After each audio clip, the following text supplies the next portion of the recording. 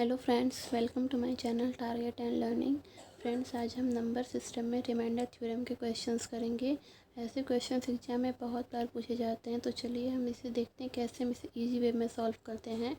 अगर मेरा वीडियो आपको अच्छा लगे तो प्लीज़ मेरे चैनल को लाइक, शेयर एंड सब्सक्राइब ज़रूर करिएगा। तो चलिए हम स्टार्ट करते हैं। हमारा क्वेश्चन है, भाग के एक प्रश्न में भाजक भागफल का 12 गुना है और शेषफल का 5 गुना है।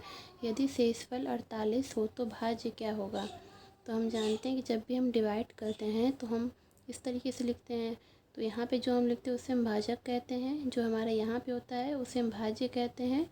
यहाँ भागफल होता है और यहाँ जो हमारा लास्ट में बचता है उसे हम रिमाइंडर कहते हैं, यानी शेषफल। इसे हम डिवाइजर बोलेंगे, इसे डिवाइडेंड, इसे कोसेंट और इसे रिमाइंडर। और एक फॉर्मूला भी जानते हैं कि भाज्य इक्वल टू भाज्य गुणे भागफल प्लस शेषफल। तो हम चलिए क्वेश्चन देखते हैं। क्वेश्चन हमारा क्या कह रहा है। तो क्वेश्चन है कि इसमें भाजक जो दिया है, यानी ये दिया है भागफल का 12 गुना, या इसका ये 12 गुना है, यानी इसका ये है 12 गुना।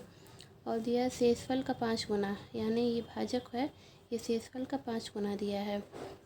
और ये हमारे शेषफल की वैल्यू 48 दी है, यानी हमारा जो शेषफल है वो 48 है। और क्वेश्चन में दिया है कि भाजक जो है ये शेषफल का 5 गुना है। तो हम यहाँ से निकाल सकते हैं कि शेषफल क्या होगा, 448 गुणे 5 इज इक्वल टू, तो हमारा भाजक हो जाएगा 48 गुणे 5, यानी ये इसका 5 गुना दिया है शेषफल का, तो इसकी वैल्यू हो जाएगी 240। और यहाँ पे दिया है कि ये जो भागफल है वो 12 गुना है, तो यहाँ से हम भागफल की वैल्यू निकाल देते हैं। 240 डिवाइडेड बाई 12, तो ये हमारी वैल्यू आ जाएगी आपकी 20। तो हमें मिल गया भागफल, भाजक और शेष। तो हमें क्वेश्चन पूछा है कि भाज्य क्या होगा, तो हम इस फॉर्मूले पर रख देंगे। तो हमारा आएगा भाज्य की वैल्यू क्या होगी, भाजक हो गया हमारा 240 और भागफल आ गया 20 और शेष आ गया हमारा 48। इसे हम मल्टीप्लाई करते हैं तो ये हो जाएगा 4800 प्लस 48, तो हमारा आंसर आ जाएगा 48, यानी 408,048, ये हमारा आंसर होगा। चलिए हम दूसरा क्वेश्चन देखते हैं। क्वेश्चन है, भाजक भागफल का 25 गुना है और शेषफल का 5 गुना है। यदि भागफल 16 है तो भाज्य क्या होगा। इस क्वेश्चन में हमें भागफल दिया है और पहले वाले क्वेश्चन में हमें शेषफल की वैल्यू दी थी। तो चलिए लगाते हैं। हम जानते हैं कि भाजक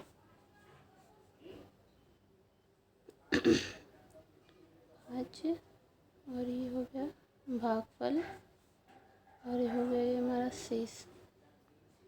इसमें दिया है कि जो भाजक है वो भागफल का 25 गुना है, या ये हो गया इस 25 गुना है इसके, और ये शेषफल का 5 गुना है और भागफल हमारा 16 दिया है।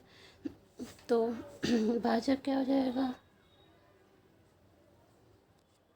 भाजक हो जाएगा हमारा 25 गुणे 16, क्योंकि ये भागफल का 25 गुना है। तो इसको सॉल्व करेंगे तो हमारा आएगा 400।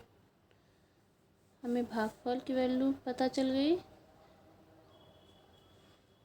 भागफल दिया 16, भाजक की वैल्यू पता चल गई।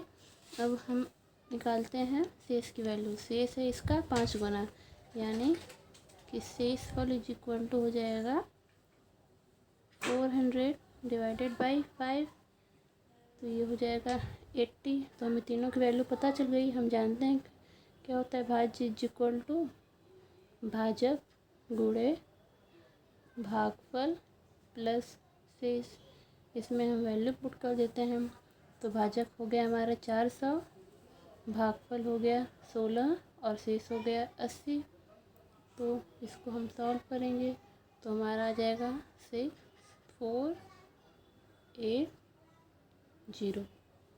ये हमारा आंसर हो गया। चलिए क्वेश्चन नंबर 3 देखते हैं। ये क्वेश्चन भी एग्ज़ाम में बहुत बार पूछा गया है, जैसे सीटेट के एग्ज़ाम में ये क्वेश्चन पूछा गया था। तो चलिए इसको हम कैसे इजी वे में सॉल्व करते हैं देखते हैं। क्वेश्चन है, एक संख्या को जब 221 से भाग दिया जाता है तो 64 शेष बचता है। यदि उसी संख्या को 13 से भाग दिया जाए तो शेषफल क्या होगा। तो ऐसे क्वेश्चन में सबसे पहले क्या करेंगे, हमें दिया है कि जैसे किसी संख्या को 221 से भाग दिया, माना कि संख्या ये x है, ठीक है, उसे हम 221 से भाग करते हैं तो हमारा 64 शेषफल बचता है। और फिर बोला है कि यदि उसी संख्या को 13 से भाग दिया जाए, यानी इसी x को अगर हम 13 से भाग करें तो शेषफल क्या होगा। तो हम कुछ नहीं करेंगे, बस ये क्या करेंगे ना कि इस 13 को इस 64 से डिवाइड कर देंगे, यानी 13 64 से अगर हम डिवाइड करते हैं तो क्या होगा, 26 13 4 बार में जाएगा, ये हो जाएगा आपका 52 आंसर ये। तो हमारा जो शेषफल होगा 12 होगा, यही हमारा आंसर है। फ्रेंड्स, आई होप मेरी वीडियो आपको अच्छी लगे तो प्लीज़ मेरे चैनल को लाइक शेयर एंड सब्सक्राइब ज़रूर करिएगा। मैं ऐसे ही क्वेश्चन आगे लेकर आऊँगी। Thank you so much.